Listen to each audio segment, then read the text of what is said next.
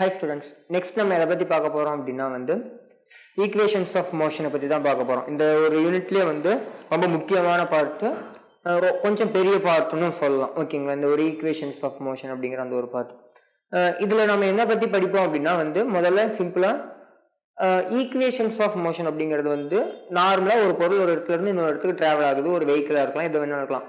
One dimension மோஷன்ல ஓகேங்களா, நம்ம இப்ப பார்க்க போறது full and full one dimension motion. ஸ்ட்ரெயிட்டா போயிட்டு ஸ்ட்ரெயிட்டா வர்றது. ஓகேங்களா, அதுக்கு பேர் தான் ஒன் டைமென்ஷன் மோஷன். ஸ்ட்ரெயிட்டா போறதை பத்தியோ அல்லது ஸ்ட்ரெயிட்டா அங்க இருந்து இங்க வரதை பத்தியோ அல்லது ஸ்ட்ரெயிட்டா போயிட்டு ஸ்ட்ரெயிட்டா வரதை பத்தியோ ஓகேங்களா, நேர்கோட்டில் டிராவல் பண்ற அந்த ஒரு மோஷனை பத்தி தான் நம்ம இதுல பார்க்க போறோம். Straight line motion. ஓகேங்களா, சிம்பிளா சொல்லணும். அதுல அந்த ஒரு மோஷன் கான்ஸ்டன்ட் ஆக்சலரேஷன்ல நடந்தா மட்டும்தான் அந்த ஒரு ஈக்குவேஷன்ஸ் ஆஃப் மோஷன் அப்ளை பண்ண முடியும். ஓகேங்களா, என்ன எப்படி அந்த ஒரு ஈக்குவேஷன் அந்த ஒரு மோஷன் கான்ஸ்டன்ட் ஆக்சலரேஷன்ல நடக்கணும். எக்ஸாம்பிளுக்கு மோஷன் அண்டர் கிராவிட்டி எல்லாமே கான்ஸ்டன்ட் ஆக்சலரேஷன் தான். ஏற்கனவே கிராஃப் பேசும்போது நான் சொல்லியிருப்பேன், ஒரு பொருளை கீழே இருந்து மேலே தூக்கி போறதை பத்தி. அங்க ஆக்சலரேஷன் கான்ஸ்டன்டா இருக்கும், வெலாசிட்டி மாறிக்கிட்டே போகும். ஒவ்வொரு பாயிண்ட்லயும் கீழே இருந்து மேலே போக போக போக குறைஞ்சிக்கிட்டு போய் ஒரு இடத்துல 0 ஆயிட்டு வெலாசிட்டி திரும்பி கீழே கொஞ்சம் கொஞ்சமா இன்க்ரீஸ் ஆயிட்டு வரும் அப்படின்னு நான் சொன்னேன். ஓகேங்களா, அதுக்கு ஆப்போசிட் டைரக்ஷன்ல ஆக்சலரேஷன் எல்லா இடத்துலயும் என்னதான் இருக்கும்னு சொன்னேன், 9.8 மீட்டர்/செகண்ட் அப்படிங்கிறது தான் இருக்கும்னு சொன்னேன். ஓகேங்களா, அப்ப அந்த ஆக்சலரேஷன் கான்ஸ்டன்டா தான் இருக்கு. அப்ப ஒரு கிராவிட்டிக்கு கீழே ஒரு மோஷன் நடக்குது அப்படின்னா அது கான்ஸ்டன்ட் ஆக்சலரேஷன் மோஷன். ஓகேங்களா, அப்ப அந்த மாதிரி இருக்க மோஷன்ஸுக்கு மட்டும்தான் எதை அப்ளை பண்ண முடியும்னா equations of motion. Constant accelerated மோஷனுக்கு தான் ஈக்குவேஷன்ஸ் ஆஃப் மோஷனை அப்ளை பண்ண முடியும். அப்ப வேரியபிள் ஆக்சலரேஷன் என்ன இருந்தா என்ன பண்றதுன்னா இன்டகிரேஷன் கூட தான் போய் ஆகணும். ஓகேங்களா, அதை பேஸ் பண்ணி பெருசா சம்ஸ் இருக்கா, அதனால அதை நம்ம பார்க்க போறது இல்லை பெருசா. ஓகேங்களா, வேரியபிள் ஆக்சலரேஷன் பேஸ் பண்ணி சம்ஸ்னு பெருசா எதுவும் இல்லை. ஓகேங்களா, இப்ப கான்ஸ்டன்ட் ஆக்சலரேஷனோட மோஷனை வச்சு ஓகேங்களா எந்தெந்த மாதிரி கொஸ்டின்ஸ் எல்லாம் கேட்கலாம், அதுக்கான ஈக்குவேஷன்ஸ்லாம் என்ன, வெவ்வேறு டிஃபரெண்ட் கண்டிஷன்ஸ் இருக்கு. இந்த constant acceleration motion under gravity பத்தி சொன்னீங்களா, கீழே இருந்து மேலே தூக்கி போறது இது ஒரு கண்டிஷன். இப்ப மேல இருந்து கீழே தூக்கி போடுறது அல்லது மேல இருந்து டிராப் பண்றது, ஒரு பர்டிகுலர் ஹைட்ல இருந்து மேல தூக்கி போறது, சொல்றது புரியுதுங்களா? இந்த மாதிரி வெவ்வேறு கண்டிஷன்ஸ் இருக்கு. அந்த வெவ்வேறு கண்டிஷன்ஸ்க்கான ஈக்குவேஷன்ஸ் என்ன, அந்த ஒரு ஈக்குவேஷன்ஸை எப்படி சம்ஸ்ல அப்ளை பண்ணணும், அல்லது அந்த ஒரு பர்டிகுலர் கண்டிஷன்ல எதோட வேல்யூ 0, எதோட வேல்யூ மேக்ஸிமம், எதோட வேல்யூ இருக்காது, ஓகேங்களா, எதோட வேல்யூ பாசிட்டிவ், எதோட வேல்யூ நெகட்டிவ், இப்படிங்கிற எல்லாமே நமக்கு தெரிஞ்சாதான் ஒவ்வொரு கண்டிஷனுக்கும் டிஃப்ரெண்ட் டைப்ஸ் ஆஃப் கண்டிஷனுக்கு நம்மளால டிஃப்ரெண்ட் டைப்ஸ் ஆஃப் சம்ஸை சால்வ் பண்ண முடியும், விச் மீன்ஸ் அப்ரோச்சே பண்ண முடியும். ஓகேங்களா, அப்ப அதை மட்டும் தான் இந்த ஒரு கிளாஸ்ல பார்க்க போறோம். Full and full concept based தான் plus formula.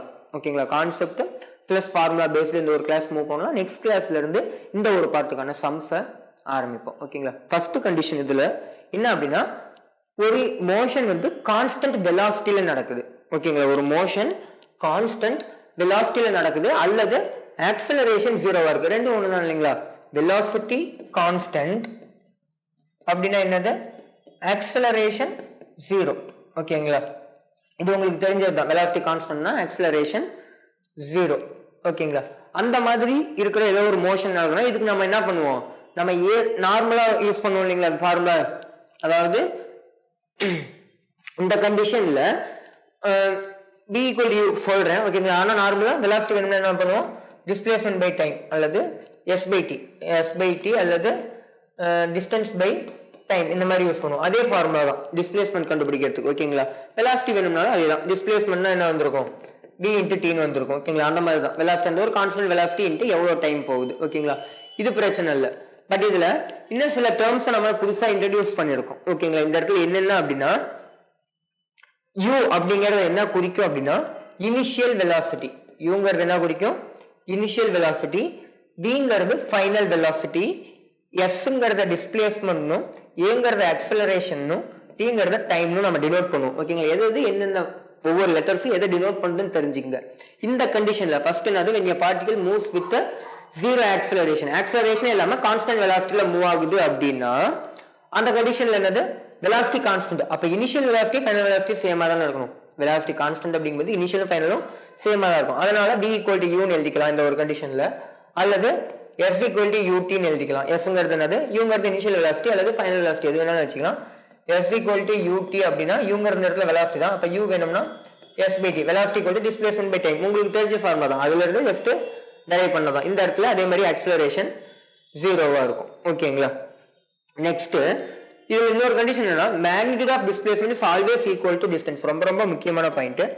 Magnitude of displacement is always equal to distance. எப்ப அப்படின்னா ஒரு பார்ட்டிகல் ஆக்சலரேஷனே இல்லாம போகும்போது, ஒரு கான்ஸ்டன்ட் வெலாசிட்டில போனுச்சுன்னா மேக்னிடியூட் ஆஃப் டிஸ்பிளேஸ்மெண்ட் என்னது, டிஸ்பிளேஸ்மெண்ட்டும் டிஸ்டன்ஸும் ஈக்குவலா தான் இருக்கும். ஏன் அப்படின்னா ஸ்ட்ரெயிட் லைன்ல தான் மூவ் ஆகுது. எப்ப வந்து இது ரெண்டு ஈக்குவலா இருக்கும்னு சொல்லியிருக்கேன். டிஸ்பிளேஸ்மெண்ட் டிஸ்டன்ஸும் எப்ப ஈக்குவலா இருக்கும், ஒரு பொருள் ஸ்ட்ரெயிட் லைன்ல வளைச்சாம எங்கேயுமே நகராம எங்கேயுமே வளையாம ஒரே நேர்கோட்டில் போனுச்சு அப்படின்னா தான் என்ன இருக்கும், டிஸ்டன்ஸும் டிஸ்பிளேஸ்மெண்ட்டும் சேமா இருக்கும்னு சொல்லியிருக்கேன்.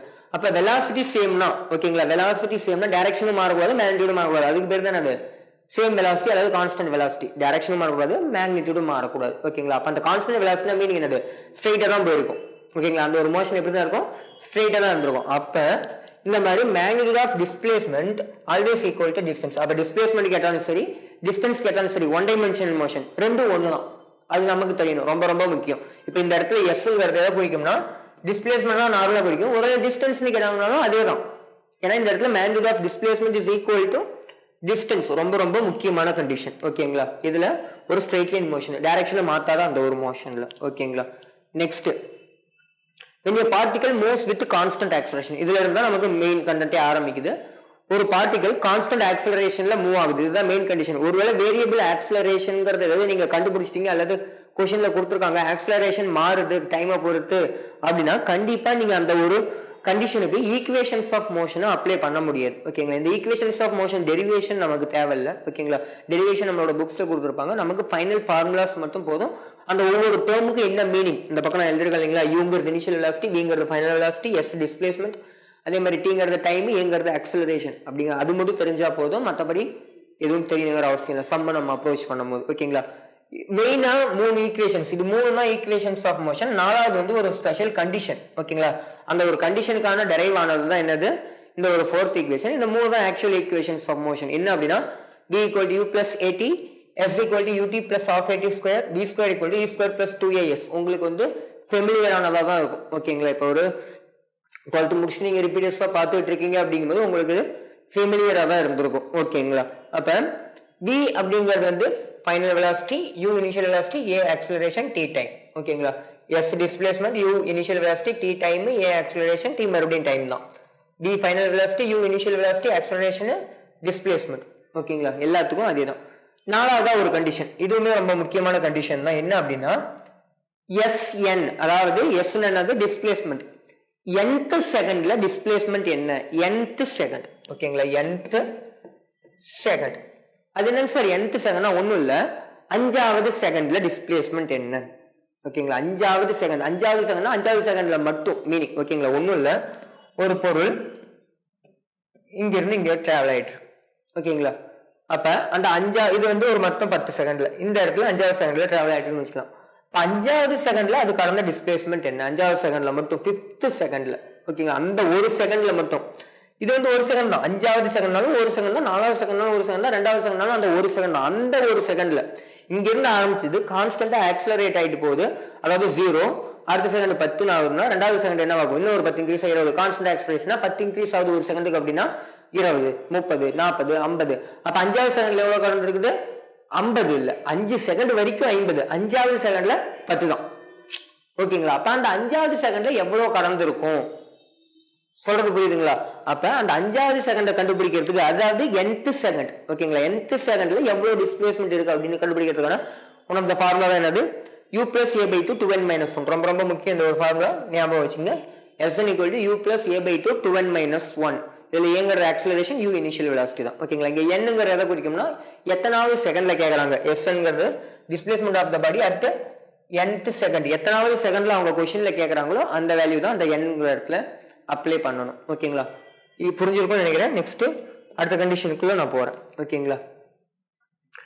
ஐ மீன் இதே கண்டிஷன்ல ஓகேங்களா, இதே கண்டிஷன்ல இன்னொன்னு சொல்ல மறந்துட்டேன் ஓகேங்களா. என்ன அப்படின்னா ஜஸ்ட் இங்க எழுதுன்னு நினைக்கிறேன், நான் அதிலேயே சொல்லிடுறேன், ஒன்றும் பிரச்சனை இல்லை. இது வந்து கான்ஸ்டன்ட் ஆக்சலரேஷன் அப்படின்னா இது ஓகேங்களா, அதாவது வேல்யூ இன்க்ரீஸ் ஆகுது.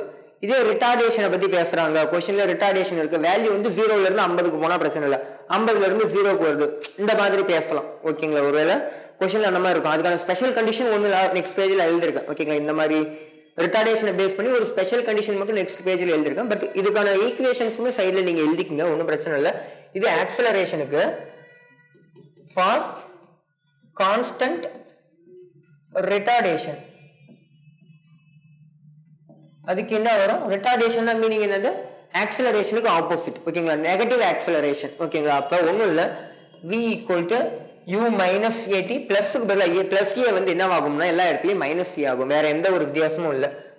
s equal to ut minus half a t square d square equal to u square minus 2as sn equal to u minus a by 2 2n minus 1. ஓகேங்களா, ஜஸ்ட் பிளஸ் இருந்த இடம் எல்லாமே என்ன ஆயிடுச்சு? மைனஸ் இருந்துச்சு. இது எதுக்குன்னா கான்ஸ்டன்ட் ரிட்டார்டேஷனுக்கு. இது கான்ஸ்டன்ட் ஆக்சலரேஷன், இது கான்ஸ்டன்ட் ரிட்டார்டேஷனுக்கு. ஓகேங்களா, ஜஸ்ட் அதை காப்பி பண்ணிக்கோங்க. நம்ம நெக்ஸ்ட் பேஜ் போகலாம். என்ன அப்படின்னா சில பாயிண்ட்ஸ் வந்து உங்களுக்கு தேவைப்படும் நீட் பேசிஸ்லயும், அதே மாதிரி கொஞ்சம் ஷார்ட் கட்டா சில கொஸ்டின்ஸ்ல ஸ்ட்ரெயிட்டா நம்ம அப்ளை பண்றதுக்கு இது வந்து ரொம்ப யூஸ்ஃபுல்லா இருக்கும். என்ன அப்படின்னா ஒரு 4 பாயிண்ட்ஸ் கொடுத்துருக்கேன். என்ன அப்படின்னா first, if your body starts from rest and moves with uniform acceleration, then distance covered by the body in t seconds is proportional to t square. ஓகேங்களா, அதாவது ஒண்ணும் இல்ல, ஒரு பொருள் ரெஸ்ட்ல இருந்து ஸ்டார்ட் ஆகுது. இந்த கண்டிஷனை ஃபாலோ பண்ணாதான் இதை அப்ளை பண்ண முடியும். ஓகேங்களா, ஒரு பொருள் ரெஸ்ட்ல இருந்து ஸ்டார்ட் ஆகுது, அதாவது ஜீரோல இருந்து. ஓகேங்களா, அதோட டிஸ்பிளேஸ்மெண்ட் இனிஷியலி அங்க 0, ரெஸ்ட்ல இருந்து ஸ்டார்ட் ஆகி யூனிஃபார்மா ஆக்சலரேட் ஆகுது. அதாவது யூனிஃபார்ம் ஆக்சலரேஷன் மீனிங் என்னது? வெலாசிட்டி மாறுறது கான்ஸ்டன்டா இருக்கணும், which means 9.8 metre per second ஸ்கொயர்னு சொல்றீங்களா, ஒரு செகண்டுக்கு 9.8 மீட்டர் ஸ்கொயர் வந்து மீட்டர் per செகண்ட் என்ன இருக்கணும்? ஸ்பீட் இன்க்ரீஸ் ஆகணும். முதல் செகண்ட்ல 0 அப்படின்னா ரெண்டாவது செகண்ட்ல 9.8 மீட்டர் per செகண்ட் அதோட ஸ்பீடு. மூணாவது செகண்ட்ல அதோட வெலாசிட்டி, அந்த ஒரு இன்ஸ்டன்டேனியஸ் வெலாசிட்டி என்ன இருக்கணும்? 9.8 பிளஸ் ஒரு 9.8 சேர்ந்து ரெண்டாவது செகண்டுக்கு மாறி இருக்கணும். மூணாவது செகண்ட் அது கூட சேர்ந்து இன்னும் கொஞ்சம் இன்க்ரீஸ் ஆகும். சொல்றது புரியுதுங்களா? அந்த மாதிரி இருக்கிறதுக்கு பேர் என்னது? Constant acceleration. வெலாசிட்டியோட வேல்யூ கான்ஸ்டன்டா இன்க்ரீஸ் ஆகுது. முதல் செகண்ட்ல 4, அடுத்த செகண்ட்ல 10, அடுத்த செகண்ட்ல 14 அப்படின்னா 4 நாள் இன்க்ரீஸ் ஆயிருக்கு. 4, 10, 16. ஓகேங்களா, நடுவில் எவ்வளவு இருக்கு? 6. ஒரு செகண்டுக்கு அடுத்த செகண்டுக்கு நடுவில் 6 டிஃபரன்ஸ். அப்ப அது 6ங்கிறது அந்த இடத்துல கான்ஸ்டன்ட் ஆக்சலரேஷன் அப்படிங்கிறது. ஓகேங்களா, அப்ப அந்த மாதிரி இருக்கிறதுக்கு பேர் தான் கான்ஸ்டன்ட் ஆக்சலரேஷன். ரெஸ்ட்ல இருந்து கான்ஸ்டன்டா ஆக்சலரேட் ஆகுது அப்படின்னா ஒரு பார்ட்டிகல், அது டிஸ்டன்ஸ் n செகண்ட்ஸ்ல கவர் பண்ணது எப்படி கண்டுபிடிக்கிறது? n செகண்ட்னா ஒண்ணும் இல்ல, 5 செகண்ட்ஸ்ல n செகண்ட்ஸ்ல எவ்வளவு டிஸ்டன்ஸ் டிராவல் பண்ணுது அப்படின்னா 5 செகண்ட்ஸ்ல 7 செகண்ட்ஸ்ல ஃபர்ஸ்ட் 7 ஃபர்ஸ்ட் 5, அதுதான் அதுக்கான மீனிங். ஓகேங்களா, ரெஸ்ட்ல இருந்து ஸ்டார்ட் ஆகுது. 5 செகண்ட்ஸ்ல அது கவர் பண்ண டிஸ்டன்ஸ் என்ன அப்படின்னு கொஸ்டின் கேட்டாங்கன்னா முதல் 5 செகண்ட்ஸ்ல ஃபர்ஸ்ட் 5 செகண்ட்ஸ்ல கவர் பண்ண டிஸ்டன்ஸ் ரெண்டும் ஒண்ணுதான். ஓகேங்களா, அப்ப அதை கண்டுபிடிக்கிறதுக்கான ஃபார்முலான்னு சொல்றதை விட நம்ம ரிலேஷனாவே எடுத்துடலாம். இது எங்க இருந்து வந்துச்சு அப்படின்னா s equal to ut plus of at square. Initial velocity 0 தான் இல்லைங்களா, இந்த கண்டிஷன்ல இனிஷியல் வெலாசிட்டி 0 தான். அப்ப இது 0 னா மொத்தமா 0 half at square 1/2 constant, acceleration constant நம்ம சொல்லிட்டோம். ஆமாங்களா, யூனிஃபார்ம் ஆக்சலரேஷன். அப்ப ஒரு வேல்யூ வேரி ஆகுற ஒரு வேல்யூ, டிஸ்பிளேஸ்மென்ட் வேரி ஆகுது, வேரி ஆகுற ஒரு வேல்யூ ஒரு கான்ஸ்டன்ட் டிபெண்ட் பண்ணிருக்குமா? கண்டிப்பா டிபெண்ட் பண்ணிருக்காது. ஒரு வேரியபிள் இன்னொரு வேரியபிள் தான் அந்த இடத்துல டிபெண்ட் பண்ணிருக்கும். ஓகேங்களா, அப்ப இதுவுமே கான்ஸ்டன்ட். அப்ப s directly proportional to t square அப்படிங்கிற அந்த ஒரு கண்டிஷன் இதுக்கு அப்ளை பண்ண முடியும். ஓகேங்களா, என்ன சொல்றேன்னு புரியுதுங்களா? அப்ப s directly proportional to t square ஒண்ணும் இல்ல. அப்ப t ஸ்கொயர்னா மீனிங் என்னது? 1, s வந்து 1 ன்னு வச்சுக்கலாம். அல்லது 1ங்கற ஒரு செகண்ட்ல வந்து எவ்வளவு டிஸ்பிளேஸ்மென்ட் காமிச்சுனா 1 ஸ்கொயர் என்னது? 1 தான். 2 ஸ்கொயர் 4, 3 ஸ்கொயர் 9. அப்ப மூணாவது செகண்ட்ல 9 மீட்டர். ஓகேங்களா, ஒருவேளை அது மீட்டர் கணக்குல இருந்துச்சுன்னா இத்தனை மடங்கு. ஓகேங்களா, ரேஷியோவா நம்ம எடுக்கும்போது எப்படி இருக்கலாம்? the ratio of the distance covered in 1 second, 2 second, 3 second is 1 square is to 2 square is to 3 square. ஏன்னா distance directly proportional to time square. ஓகேங்களா, time first square, second square, third square, அந்த ஒரு செகண்டுக்கு. ஓகேங்களா, அப்ப 1:4:9 இதுதான் அதுக்கான condition. ரெண்டாவது கண்டிஷன் அதே மாதிரி தான், கொஞ்சம் வேரியேஷன் இருக்கு. அதேதான், if your body starts from rest and moves with uniform acceleration and distance covered by the body in nth second. அதே கண்டிஷன்ல அங்க n செகண்ட்ஸ் 5 செகண்ட் வரைக்கும், 6 செகண்ட் வரைக்கும். இங்க nth செகண்ட் மீனிங் என்னது? 5வது செகண்ட்ல மட்டும், 7வது செகண்ட்ல மட்டும், இந்த மாதிரி. ஓகேங்களா, அதுக்கான ஃபார்முலா நம்ம என்ன சொல்லிடணும்? அதே ஃபார்முலா தான், sn equal to u plus a by 2 2n minus 1. இதுதான் இல்லைங்களா. இதுல u வந்து 0 தாங்க, ஏங்கிறது கான்ஸ்டன்ட் தாங்க. அப்ப இது ரெண்டுத்தையுமே டிபெண்ட் பண்ணி இருக்காது. எது? அந்த டிஸ்பிளேஸ்மெண்ட். அப்ப sn directly proportional to 2n minus 1. ஓகேங்களா, sn directly proportional to 2n minus 1. அப்ப அந்த 2n minus 1க்கு directly proportional இருக்குன்னா அப்ப 5வது செகண்ட்ல மட்டும் கடந்த டிஸ்டன்ஸ் என்ன அப்படின்னு நம்ம கண்டுபிடிக்கணும்னா ஒண்ணும் இல்ல, 2 into n க்கு பதிலா என்ன பண்ணணும்? 5. ஓகேங்களா? அப்ப 10 மைனஸ் 1 9. அப்ப 5வது செகண்ட்ல மட்டும் கடந்த டிஸ்டன்ஸ் அது 9. 9னா 9 வேல்யூ எல்லா இடத்துலயும் வராது. அந்த 9 டைம்ஸ் அந்த ஆக்சலரேஷனை பொறுத்து அது மாறும். ஓகேங்களா? அந்த ஒரு 9 டைம்ஸ் தான் இருக்கும். எதுக்குன்னா ஃபர்ஸ்ட் செகண்டுக்கும் அந்த இருக்கும். The ratio of the distance covered in first second, second second, third second. அது எப்படி எழுதலாம்? 1:3:5. ஏன் அப்படின்னா 1 into 2 2 minus 1 1 வரும். இதே செகண்ட் செகண்ட்ல மட்டும் கேட்டாங்கன்னா 2 into 2 4 minus 1 4 minus 1 3. இதே தேர்ட் செகண்ட்ல மட்டும்னா 2 into 3 6 minus 1 5. அப்போ 1:3:5. அந்த ஆட் நம்பர்ஸா வரிசையா வரும். 7 9 இந்த மாதிரி போய்கிட்டே இருக்கும். இது நல்லா கவனிங்க. இதுக்கு மீனிங் என்னது? முதல் ஒரு செகண்ட்ல, முதல் 2 செகண்ட்ல, முதல் 3 செகண்ட்ல. இது முதல் செகண்ட்ல மட்டும், ரெண்டாவது செகண்ட்ல மட்டும், மூணாவது செகண்ட்ல மட்டும். அப்ப எனக்கு ரெண்டாவது செகண்ட் மட்டும் வேணும் அப்படின்னா ரெண்டாவது செகண்ட் மட்டும் வேணும். இது முதல் ஒரு செகண்ட், இது முதல் 2 செகண்ட். ரெண்டாவது செகண்ட் மட்டும் வேணும்னா என்ன பண்ணலாம்? முதல் 2 செகண்டையும் முதல் ஒரு செகண்டையும் மைனஸ் பண்ணா என்ன கிடைக்கும்? அந்த ரெண்டாவது செகண்ட் மட்டும் கிடைக்கும். அப்ப 4 minus 1 3 கிடைச்சிருச்சு. அதே மாதிரி 9 minus 4, அதாவது தேர்ட் செகண்ட் மட்டும் வேணும்னா 9 minus 4 5. ஓகேங்களா? ஜஸ்ட் எடுத்து கம்பேர் பண்ணிக்கங்க. பெருசா எந்த ஒரு வித்தியாசம். இது அந்த ஒரு ஃபர்ஸ்ட் அந்த ஒரு மோஷன் ஃபுல்லா மொத்தம் 5 செகண்ட் போயிருக்குன்னா 5 செகண்ட் ஃபுல்லா கண்டுபிடிக்கிறதுக்கு அந்த ஒரு ரிலேஷன், 5வது செகண்ட் மட்டும் கண்டுபிடிக்கிறதுக்கு அதுக்கான ஒரு ரிலேஷன். அது directly proportional to t square, இது directly proportional to 2n minus 1. ஓகேங்களா? நெக்ஸ்ட் மூணாவது கண்டிஷன். ஓகேங்களா? மூணாவது கண்டிஷன் என்னன்னா, if a body moving with a velocity u, ஒரு பொருள் ஒரு பர்டிகுலர் வெலாசிட்டியில மூவ் ஆகிட்டு இருக்கு, is stopped by application of brakes. ஓகேங்களா? ஒரு பிரேக் அப்ளை பண்றதுனால ஸ்டாப் பண்றோம். ஒரு கான்ஸ்டன்ட் வெலாசிட்டியில மூவ் ஆகிட்டு இருக்கு, நம்ம ஒரு பிரேக் அப்ளை பண்றதுனால அது ஸ்டாப் ஆகுது. எப்படின்னா ஆஃப்டர் கவரிங் சம் டிஸ்டன்ஸ், எஸ்ங்கிற டிஸ்டன்ஸை கவர் பண்ணிட்டு ஸ்டாப் ஆகுது. if the same body moves with a velocity nu and the same braking force is applied on it, then it will come to rest after covering a distance of n square s. ஓகேங்களா? ரொம்ப முக்கியமான condition தான். சிம்பிளா சொல்லிடுறேன். ஒரு car move ஆகுது, ஒரு particular constant வெலாசிட்டியில நான் மூவ் பண்றேன். அந்த யூங்கிறது என்னது? ஒரு பர்டிகுலர் கான்ஸ்டன்ட் வெலாசிட்டியில நான் மூவ் பண்றேன். ஒரு பர்டிகுலர் பிரேக் அழுத்துறதுனால அது ஒரு பர்டிகுலர் டிஸ்டன்ஸை கவர் பண்ணிட்டு, ஓகேங்களா, ஒரு 10 மீட்டர் கவர் பண்ணிட்டு ரெஸ்ட்டுக்கு வந்துருச்சு. இது அந்த ஒரு வெலாசிட்டியில, ஓகேங்களா, இது ஃபர்ஸ்ட் கண்டிஷன். ரெண்டாவது கண்டிஷன் இது கூட கம்பேர் பண்ணியிருப்பாங்க. இதே மாதிரி அந்த ஒரு நான் ஒரு மூவ் ஆகிட்டு இருந்து 10ன்னு வச்சுக்கலாம், 10 மீட்டர் பர் செகண்ட் ஒரு கான்ஸ்டன்ட் வெலாசிட்டி. ஒருவேளை 12ன்னு வச்சுக்கலாம், இல்லைன்னா சாரி 12 வேணா 20ன்னு வச்சுக்கலாம். ஓகேங்களா? என்னன்னு வச்சுக்கலாம்? 20ன்னு வச்சுக்கலாம். 20ல மூவ் ஆகிட்டு இருந்தோம்னா அதே பிரேக் அழுத்தம்னா எவ்வளவு தூரம் கடந்து நான் நின்றுப்பேன் அப்படிங்கிற மாதிரி கொஸ்டின் கேட்பாங்க. அப்ப 2 into u எழுதுறாங்களா? அதை யூங்கிறது ஃபர்ஸ்ட்ல இருக்கிறது 10, இது 20 ஆச்சு. அப்ப 2 into u, அப்ப அந்த 2ங்கிறது இந்த இடத்துல n. ஓகேங்களா? அதான் இந்த இடத்துல சொல்றாங்க n into u. nங்கிறது அந்த நம்பர் ஆஃப் டைம்ஸ், எத்தனை டைம்ஸ். n into uங்கிறது என்னது? ஒருவேளை இந்த வெலாசிட்டில இது போயிருந்துச்சுன்னா இது கவர் பண்ண டிஸ்டன்ஸ் எவ்வளவு இருக்கும் அப்படின்னா எதுக்கு ஈக்குவலா இருக்கும்னா n ஸ்கொயர் s க்கு ஈக்குவலா இருக்கும். எதுக்கு ஈக்குவலா இருக்கும்? n square s. 2 ஸ்கொயர்னா என்னது? 2 ஸ்கொயர்னா இந்த இடத்துல ஒருவேளை ஃபர்ஸ்ட்டுக்கு என்ன எடுத்துட்டோம்? 10ன்னு எடுத்துட்டோம். 10ல போயிட்டோம்னா எவ்வளவு டிஸ்டன்ஸை கவர் பண்ணணும்னு சொன்னாங்க? இட் கவர்ஸ் டிஸ்டன்ஸ் 5ன்னு வச்சுக்கலாம். ஓகேங்களா? அது 5 டிஸ்டன்ஸ் கவர் பண்ணாடி ரெஸ்ட்டுக்கு வந்துருச்சு. ஒருவேளை n into u, அதாவது இது u, அதாவது n into u எவ்வளவு வருது? 20ன்னு வச்சோம்னா என்னோட வேல்யூ என்னது? 2. n into u 20னா u ஓட வேல்யூ என்ன வரும்? 10ன்னு வரும். 10 இங்க போனா டிவைட் ஆயிடும், அப்ப 2ன்னு வரும். ஓகேங்களா? n 2னா இது கவர் பண்ண அந்த ஒரு ரெண்டாவது டிஸ்டன்ஸ். ஓகேங்களா? இந்த 5க்கு வேணா என்ன பண்ணுவானா n ஸ்கொயர் u யூஸ் பண்ணலாங்கிற. n ஸ்கொயர் என்னது? 2 ஸ்கொயர்னா 4 into u ஓட வேல்யூ u என்ன வந்துச்சு? 10ன்னு வந்துச்சு. ஓகேங்களா?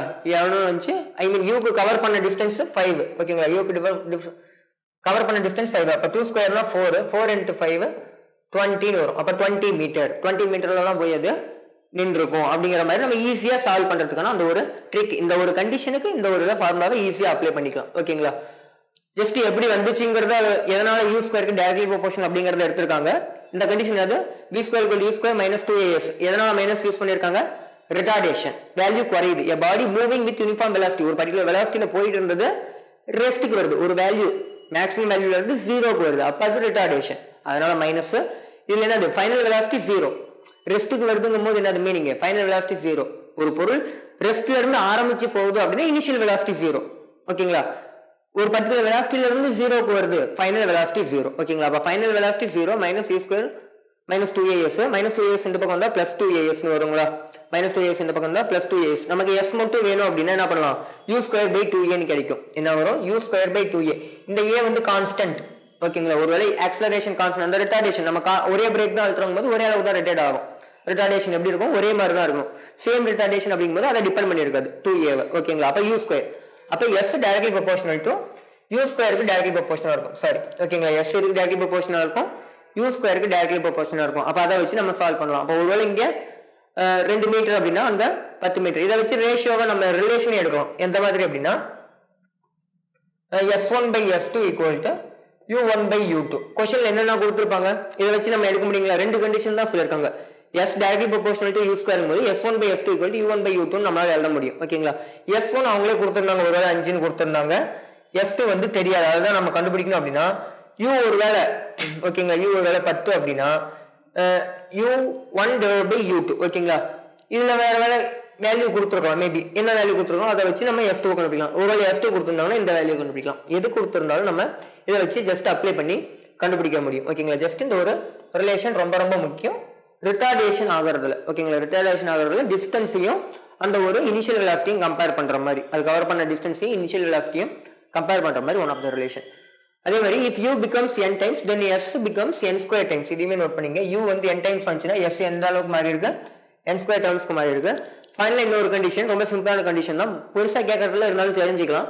A particle moving with uniform acceleration from a to b along a straight line has a velocity v1 and v2 at a and b respectively. If c is the midpoint between a and b, then velocity of a particle at c is.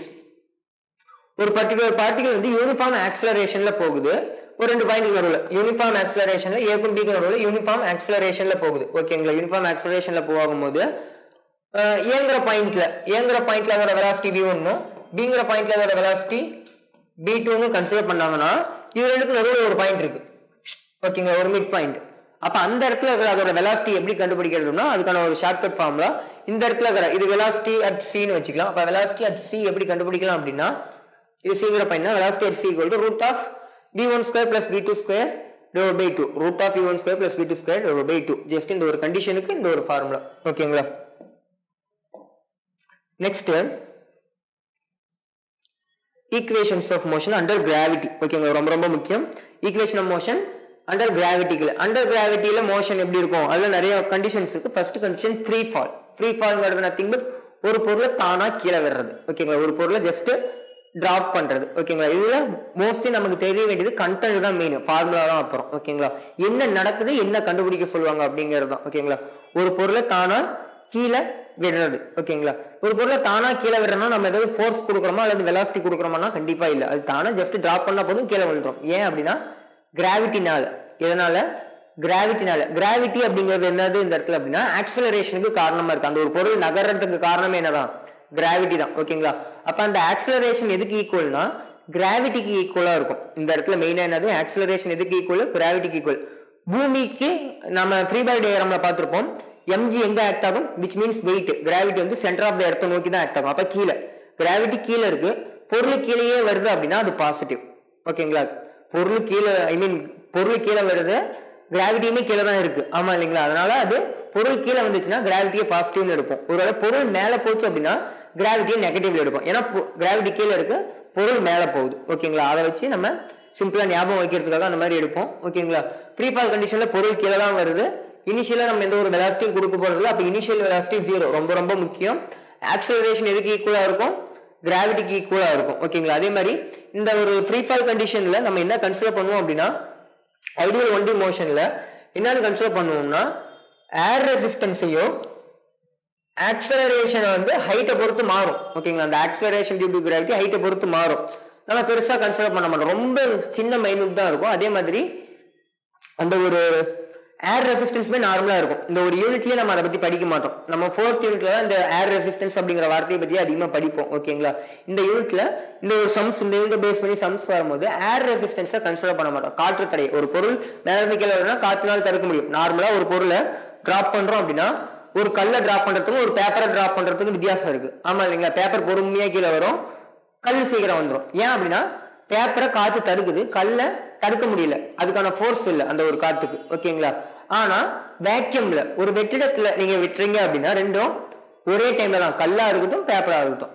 ஓகேங்களா, கல்லா இருக்கட்டும் பேப்பரா இருக்கட்டும் gravity ஓகேங்களா, அதோட mg மாறும் ஓகேங்களா, wait மாறும். ஆனா மோஸ்ட்லி வேக்கியம் நான் சொல்லிட்டேன் ஓகேங்களா. அந்த வேக்கியம்ல நம்ம டிராவல் பண்ண பார்க்கும்போது ரெண்டு ஒரே டைம்ல தான் வரும், சேம் மாஸ் இருக்கு அப்படின்னா ஓகேங்களா.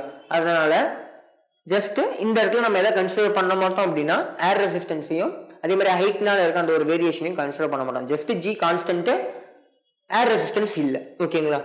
நெக்ஸ்ட் இனிஷியல் வெலாசிட்டி 0 தெரியும், ஆக்சலரேஷனுக்கு பதிலாக கிராவிட்டி யூஸ் பண்ணுவோம் பிளஸ் ஜி ஓகேங்களா. அப்ப அந்த ஈக்குவேஷன்ஸ் ஆஃப் மோஷன் நம்ம எழுதுறோம் அப்படின்னா ஈக்குவேஷன் ஆஃப் மோஷன் என்ன வரும், v equal to u plus ஏட்டிங்களா, u equal to u plus a t ஓகேங்களா. அப்ப யூங்கிறது இனிஷியல் வெலாசிட்டி தானே, அது 0 ஓகேங்களா. ஏ வந்து என்ன இருக்கும், ஜி இருக்கும். அப்ப v ஈக்குவல் டு ஜிடின்னு எழுதலாம் இங்க.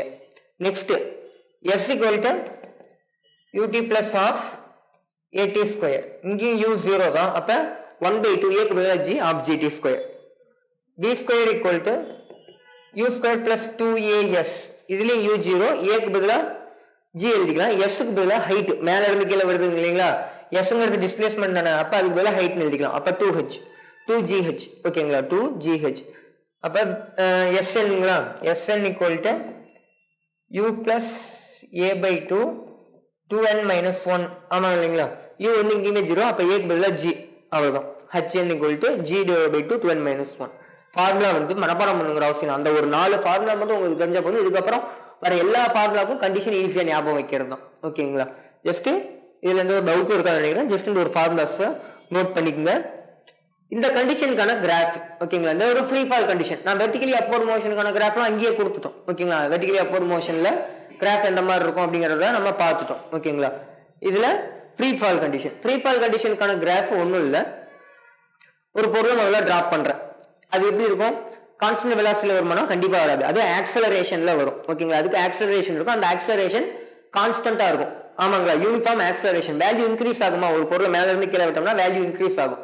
அப்ப டிஸ்பிளேஸ்மெண்ட் டைம் கிராஃப்ல அதோட கிராஃப் எப்படி இருக்கும், ஆக்சலரேஷன் இருக்கணும். டிஸ்பிளேஸ்மெண்ட் டைம் கிராஃப்ல பாசிட்டிவ்ல இப்படிதானே போடுவோம், அதேதான் வரும் டிஸ்பிளேஸ்மெண்ட் டைம் கிராஃப் இருந்தா.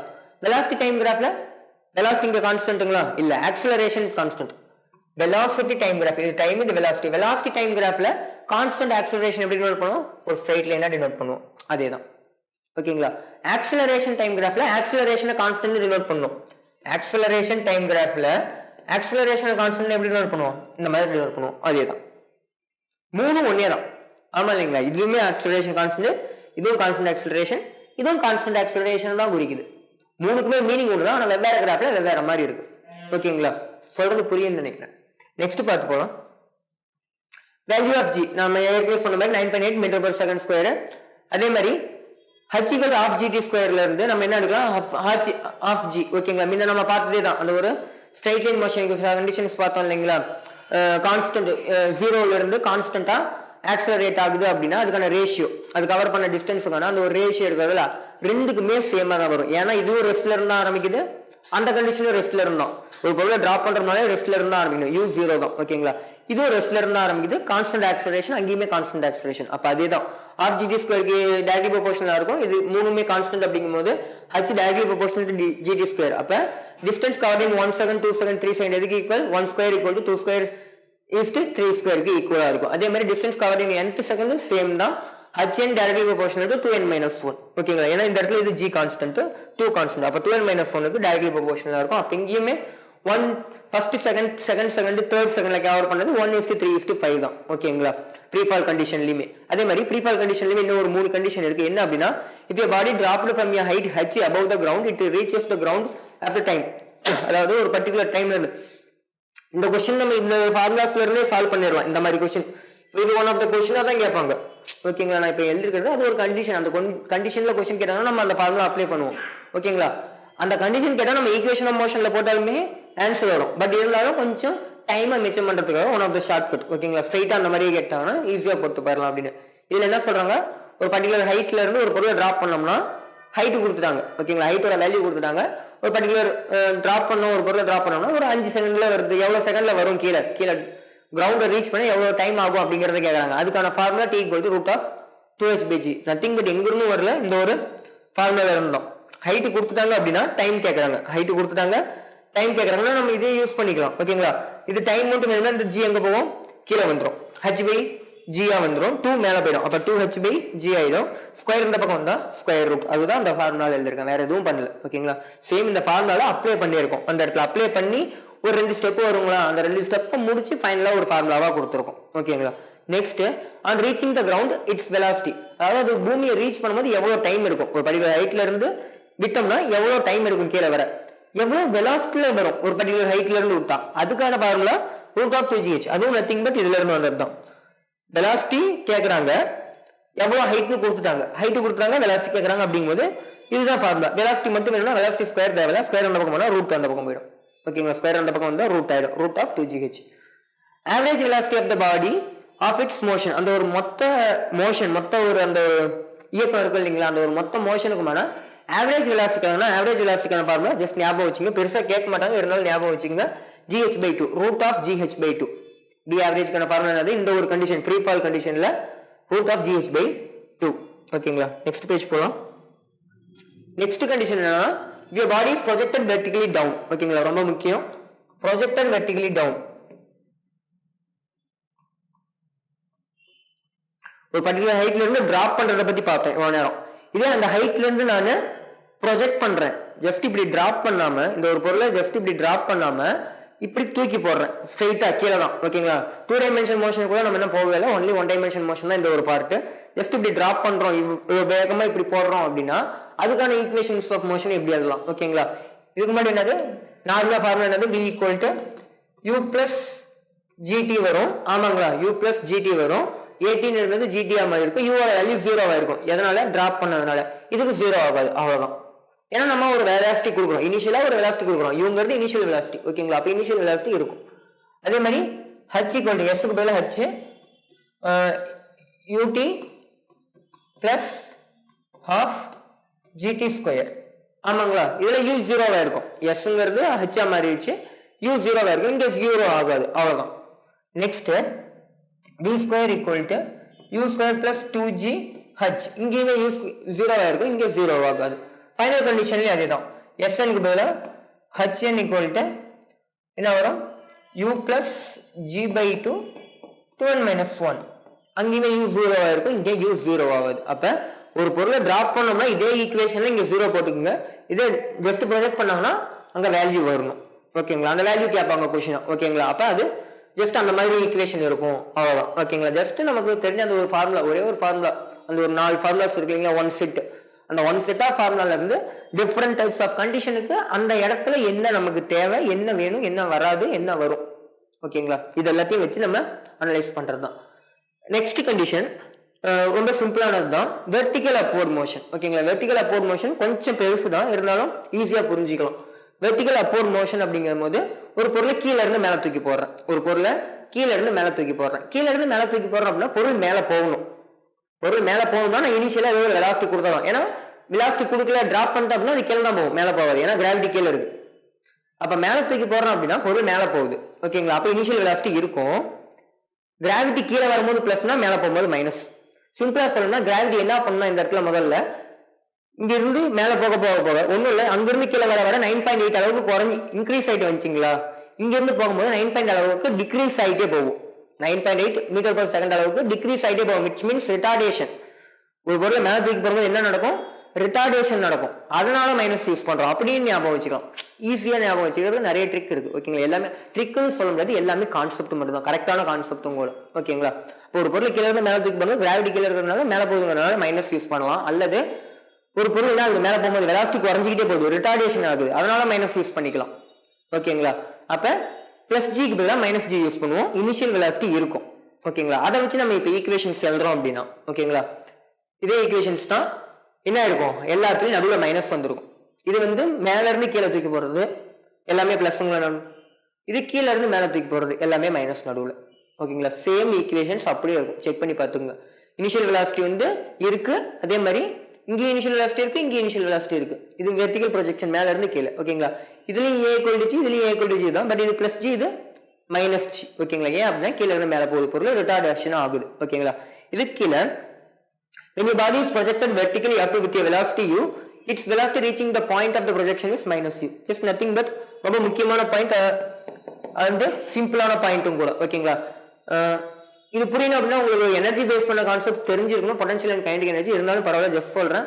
ஒரு பொருளை நான் ஒரு பர்டிகுலர் ஹைட் தூக்கி போடுறேன், இங்க வந்து ஒரு 10 மீட்டர் பர் செகண்ட் ஹைட் வேகத்துல தூக்கி போடுறேன், திரும்பி அது கையில படும்போது எவ்வளவு இருக்கும்னா போயிட்டு கீழே வரும்போது 10 மீட்டர் பர் செகண்ட்லயே தான் இருக்கும். எவ்வளவு இருக்கும்?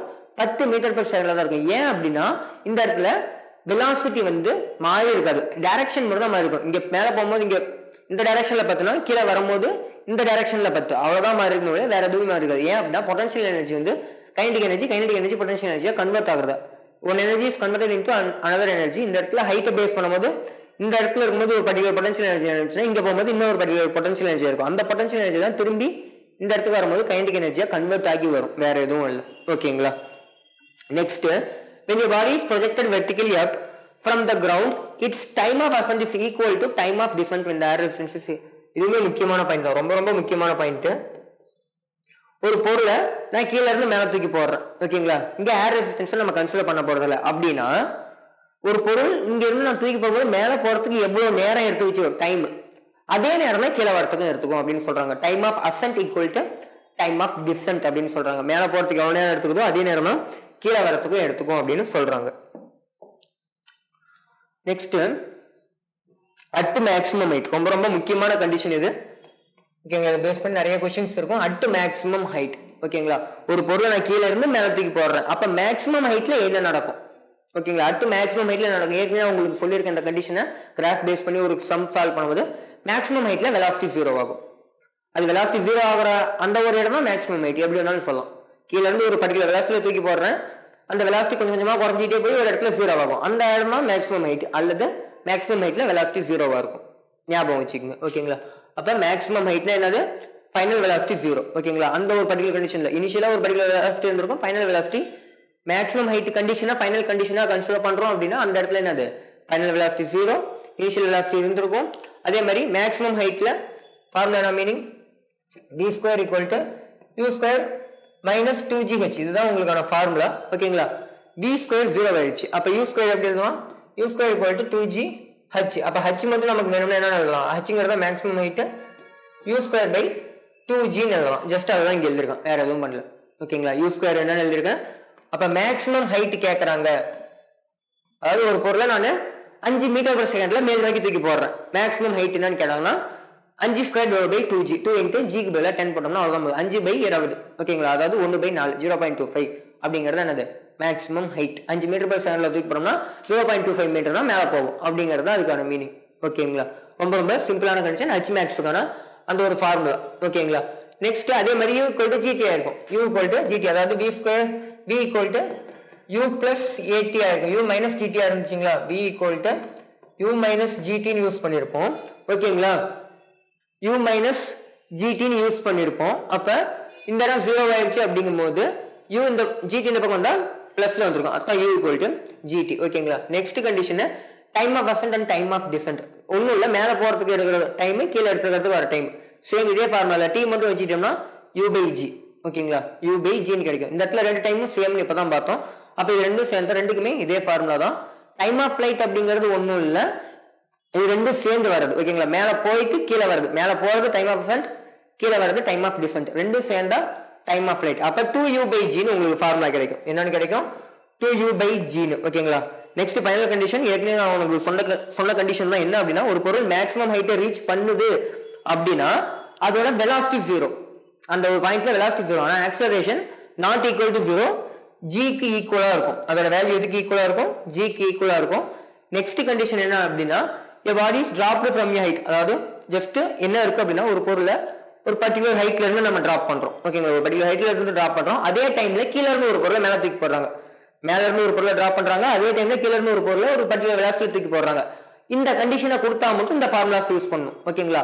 அதுல ஒரு 4 கண்டிஷன் இருக்கு. என்ன அப்படின்னா separation between them after time t, மேல ஒரு பொருளை டிராப் பண்றாங்க, கீழே அதே டைம்ல ஒரு பொருளை தூக்கி போடுறாங்க. ஒரு 2 செகண்டுக்கு அப்புறம் இது ரெண்டுக்கும் நடுவுல இருக்க டிஃபரன்ஸ் என்ன, டிஸ்டன்ஸ் என்ன அப்படின்னு கேட்டாங்கன்னா அதுக்கான formula s = h - ut. Just ஞாபகம் வச்சுக்கோங்க. அதே மாதிரி the time after which they meet, எந்த டைமுக்கு அப்புறம் ரெண்டு மீட் பண்ணும், அங்க இருந்து டிராப் பண்ணதும் இங்க இருந்து நான் தூக்கி போடுறதும் எத்தனாவது செகண்ட் 0ல நான் தூக்கி போட்டேன்னா எத்தனாவது செகண்ட் ரெண்டு மீட் ஆகும் அப்படிங்கிறதுக்கான ஃபார்முலா t = h / u, அந்த height by initial velocity, height by initial velocity. Next height at which they meet above the ground is. ஓகேங்களா? அதாவது கிரவுண்ட்ல இருந்து அது எவ்வளவு ஹைட்ல மீட் பண்ணிக்குது அப்படின்னு தெரிஞ்சுக்கணும். ஓகேங்களா, மீட் பண்ணது ரெண்டும் மீட் பண்ணுவாங்க. ஓகே, எவ்வளவு ஹைட்ல, ஓகேங்களா, அது டைம், எந்த டைம்ல எவ்வளவு ஹைட்ல கிரவுண்ட்ல இருந்து மீட் பண்ணுது அப்படின்னா h minus gh squared over by 2u square. h minus gh squared over by 2u square. நாலாவது formula, the time after their velocities are equal in magnitude. ஓகேங்களா, எந்த டைமுக்கு அப்புறம் ரெண்டோட வெலாசிட்டியும் மேல இருந்து நான் டிராப் பண்ணதும் கீழ இருந்து நான் தூக்கி போறதும் எந்த டைமுக்கு அப்புறம் ஒரே வெலாசிட்டியில இருக்கும் அப்படிங்கறத வந்து கண்டுபிடிக்கிறதுக்கான ஃபார்முலா u by 2g. ஃபைனலா ஒரே ஒரு கண்டிஷன் மட்டும் இருக்கு. என்ன அப்படின்னா, if the body is projected vertically up from the top of the tower of a height h with a velocity u. ஒரு பொருளை ஒரு பர்டிகுலர் ஹைட்ல இருந்து மேல தூக்கி போடுறது. இப்ப கீழ இருந்து மேல தூக்கி போடுறது இல்ல, நான் நிக்கிறதே வந்து சர்ஃபேஸ்ல இல்லாம ஒரு பர்டிகுலர் ஹைட்ல கன்சிடர் பண்றேன்னா ஈக்குவேஷன்ஸ் ஆஃப் மோஷன் வரும். ஒரு பர்டிகுலர் ஹைட்ல இருந்து மேல தூக்கி போடுறோம் அப்படின்னா அதோட ஈக்குவேஷன் ஆஃப் மோஷன் எப்படி எழுதலாம் அப்படிங்கிறதுக்கான கண்டிஷன் தான். First condition, displacement after time t. tங்கிற டைமுக்கு அப்புறம் நாங்க ஒரு பர்டிகுலர் ஹைட்ல இருந்து தூக்கி போறோம்னா அது எவ்வளவு தூரம் போயிருக்கும், ஓகேங்களா, எவ்வளவு தூரம் கீழே வந்திருக்கும் அப்படின்னு கண்டுபிடிக்கிறதுக்கான ஃபார்முலா டிஸ்பிளேஸ்மெண்டோட இந்த இடத்துக்கு h யூஸ் பண்ணிக்கலாம். நம்ம ஒன்றும் பிரச்சனை இல்லை. அந்த எவ்வளவு ஹைட் வந்து வந்திருக்கும் அப்படிங்கறத கூட யூஸ் பண்ணிக்கலாம். என்ன அப்படின்னா, நல்லா கவனிங்க, ஒரு பொருளை கீழே இருந்து மேலதான் தூக்கி போடுறோம். ஆனா ஒரு பர்டிகுலர் ஹைட்டுக்கு என்ன ஆகும், போய் 0 ஹைட் திரும்பி கீழே தான் வரும். ஒரு பர்டிகுலர் ஹைட் போன வாட்டி அதோட வெலாசிட்டி 0 ஹைட் திரும்பி கீழே தான் வரும். அப்ப மேல இருந்து கீழே வர மோஷனாவே நம்ம கன்சிடர் பண்ணலாம். எது வரைக்கும், அந்த ஒரு பொருள் கீழே இருந்து மேல போறதை கன்சிடர் பண்ணாம அங்கிருந்து வரத மட்டும். அப்ப half g t square plus half g t square மேல இருந்து கீழே வருது. ஓகேங்களா, இங்க ஏன் சார் மைனஸ் யூடி யூஸ் பண்ணிருக்கீங்க அப்படின்னா, பொருள் கீழே வரும்போது வெலாசிட்டி பிளஸ் ஜஸ்ட் கன்சிடர் பண்றோம்னா அது மேல போகும்போது மைனஸ் யூஸ் பண்ணிக்கலாம். ஓகேங்களா, அப்ப மைனஸ் யூடி இதை மட்டும் சிம்பிளா ஞாபகம் வச்சுங்க. இந்த ஒரு கண்டிஷன் இதை பேஸ் பண்ணி நிறைய ஃபார்முலா யூஸ் பண்ணுவோம், நிறைய சம்முமே போடுவோம். மைனஸ் யூடி, பொருள் மேல போகுது, பர்டிகுலர் ஹைட்ல இருந்து மேல தூக்கி போடுறதுனால அந்த ஒரு வெலாசிட்டி மைனஸ் யூ யூஸ் பண்றோம். திரும்பி அந்த ஒரு வெலாசிட்டி, ஓகேங்களா, அந்த ஒரு பொருள் திரும்பி அந்த ஒரு பர்டிகுலர் இடத்துக்கு வரும்போது அதோட வெலாசிட்டி எப்படி இருக்கும், இதுக்கு அப்படியே ஆப்போசிட்டா இருக்கும். ஓகேங்களா, இங்க இருந்து நான் மைனஸ் யூ இங்க இருந்து 10ல போட்டோம்னா திரும்பி அந்த இடத்துக்கு வரும்போது 10லயே தான் வரும். சொல்றது புரியுதுங்களா? டைரக்ஷன் மட்டும் தான் மாறி இருக்கும், மேக்னிடியூட் மாறாது. Velocity after time t. tங்கிற டைமுக்கு அப்புறம் அதோட வெலாசிட்டி என்ன அப்படின்னா minus u plus g t. Minus u plus g t அதே கண்டிஷனாக இந்த இடத்துல மறுபடியும் மைனஸ் வந்தது. Next its velocity on reaching the ground. Ground reach பண்ணும்போது அதோட வெலாசிட்டி என்ன, ஒரு பொருளை டிராப் பண்ணிருந்தோம் அப்படின்னா, ஒரு பொருளை டிராப் பண்ணிருந்தோம்னா கிரவுண்ட் ரீச் பண்ணும்போது அதோட வெலாசிட்டி ரூட் ஆஃப் 2gh. இங்க என்ன பண்றோம், ஒரு இனிஷியல் வெலாசிட்டி கொடுத்து பண்றோம், அதனால அந்த ஒரு u ஸ்கொயர் பிளஸ் 2gh. அதுதான் நெக்ஸ்ட் क्वेश्चन இருக்கும். மேக்ஸிமம் ஹைட் கிரவுண்ட்ல இருந்து எவ்வளவு ஹைட் போயிருக்கும், கிரவுண்ட்ல இருந்து எவ்வளவு ஹைட்னா நல்லா கவனிங்க, ஒரு பொருளை கீழ இருந்து மேல தூக்கி போறோம்னா அதோட மேக்ஸிமம் ஹைட்கான formula u square by 2g. போன கண்டிஷன்ல தான் பார்த்தோம். இப்போ ஒரு பர்டிகுலர் ஹைட்ல இருந்து போறோம் அப்படின்னா அந்த ஒரு ஹைட் ஆட் ஆயிக்கும், h plus u square by 2g. ஓகேங்களா, இதுதான் மொத்த ஃபார்முலாஸ். இதை பேஸ் பண்ணி ஒரே ஒரு கண்டிஷன்ல சம்ஸ் இருக்கும். இதை அப்படியே கொடுத்தாலும் ஓகே, அல்லது இதை வேற எப்படிலாம் கேட்கலாம் அப்படின்னா ரிலேட்டிவ் வெலாசிட்டி பேஸ் பண்ணி அது இருக்கும். பட் இருந்தாலும் பரவாயில்ல, நம்ம இதை வச்சு ஈஸியா சால்வ் பண்ண முடியும். என்ன அப்படின்னா, ஒரு பலூனோ அல்லது ஹெலிகாப்டரோ கீழ இருந்து மேல, ஓகேங்களா, ஒரு பலூனோ அல்லது ஹெலிகாப்டரோ கீழ இருந்து மேல கான்ஸ்டன்ட் வெலாசிட்டில மூவ் ஆகுது. கான்ஸ்டன்ட் வெலாசிட்டில மேல போய்கிட்டே இருக்கு, ஸ்ட்ரைட்டா மேல. ஓகேங்களா, ஏரோப்ளைன்ல நம்ம யூஸ் பண்ண முடியாது, ஒன்லி ஹெலிகாப்டர் தான், ஏன்னா அதுதான் ஸ்ட்ரைட்டா மேல போகும் பலூன். ஓகேங்களா, அந்த மாதிரி போச்சுன்னா அந்த ஒரு பர்டிகுலர் பலூன்ல இருந்து ஒரு பொருளை நம்ம டிராப் பண்றோம், தூக்கி போடல, டிராப் பண்றோம்னா அதோட மோஷனை எப்படி கன்சிடர் பண்ணலாம்னா இதுக்கு ஈக்குவலா கன்சிடர் பண்ணுவோம். ஏன் அப்படின்னா அந்த ஒரு வெலாசிட்டி என்னது, பலூன் ஒரு பர்டிகுலர் வெலாசிட்டில போகுதுன்னா அது கூடவே இருக்க அந்த ஒரு பலூனுக்குள்ள இருக்க அந்த ஒரு கல்லுமே பர்டிகுலர் வெலாசிட்டில மேல போகுது. அப்ப அது மேல ஒரு பர்டிகுலர் கல்லை தூக்கி போடுற மாதிரி தான் அர்த்தம். சொல்றது புரியுதுங்களா? அப்ப அந்த ஒரு பர்டிகுலர் கண்டிஷனுக்கு, ஓகேங்களா, அந்த இடத்துல இருந்து டிராப் பண்ற அந்த கண்டிஷனுக்கு நம்ம இதே ஃபார்முலாஸ் அப்ளை பண்ண முடியும் அப்படிங்கறத அதை கொடுத்திருக்காங்க. நெக்ஸ்ட் அதுல ஒன் ஆஃப் த கண்டிஷன் என்னன்னா, okay, an object is released from a balloon rising vertically up with a constant velocity. The separation between the object and the balloon, ஓகேங்களா, ரொம்ப முக்கியம். ஆப்ஜெக்ட்டுக்கும் பலூனுக்கு செப்பரேஷனை கண்டுபிடிக்கிறதுக்கான டைம், ஒரு பர்டிகுலர் டைமுக்கு அப்புறம் எவ்வளவு செப்பரேஷன்ல இருக்கும் அப்படிங்கறத கண்டுபிடிக்கிறதுக்கான ஃபார்முலா ஆஃப் ஜிடி ஸ்கொயர். ஓகேங்களா, அது ஒன்லி எதை தான் டிபெண்ட் பண்ணிருக்கும், கிராவிட்டியும் டைமையும் தான் டிபெண்ட் பண்ணிருக்கும். எவ்வளவு நேரத்துக்கு அப்புறம் நீங்க பாக்குறீங்கிறத டிபெண்ட் பண்ணிருக்கும் இல்லையா, எதை டிபெண்ட் பண்ணிருக்காது அப்படின்னா independent of balloon velocity. Balloon எவ்வளவு வெலாசிட்டில போகுதுங்கிறத டிபெண்ட் பண்ணிருக்காது. ஏன் அப்படின்னா அது கான்ஸ்டன்ட் வெலாசிட்டில இருக்கிற கண்டிஷன்ல தான் நம்ம பார்த்துட்டு இருக்கோம். ஓகேங்களா, அப்ப அந்த வெலாசிட்டி அந்த ஒரு செப்பரேஷன் எதை டிபெண்ட் பண்ணிருக்காது, அந்த ஒரு வெலாசிட்டி அப்படியே பலூனை டிபெண்ட் பண்ணிருக்காது. ஓகேங்களா, ஓரளவுக்கு புரிஞ்சிருக்கும்னு நினைக்கிறேன். நீங்க ஒரு டைம்க்கு இன்னொரு டைம் வந்து இதை ரீகால் பண்ணுங்க. இது எல்லாமே கண்டிஷன்ஸ், இதை தாண்டி பெருசா வேற எதுவும் கொஸ்டின்ஸ் கேட்க மாட்டாங்க. ஓகேங்களா, நெக்ஸ்ட் கிளாஸ்ல நம்ம எதை பத்தி பார்க்கலாம்னா இந்த ஒரு பர்டிகுலர் கண்டென்ட்ஸுக்கான சம்ஸை பார்க்கலாம். ஓகேங்களா? Thank you. Future Vision Study Center, SKS Hospital Road, opposite to Hotel Lakshmi Prakash, near New Bus Stand, Salem. cell 90420 30163.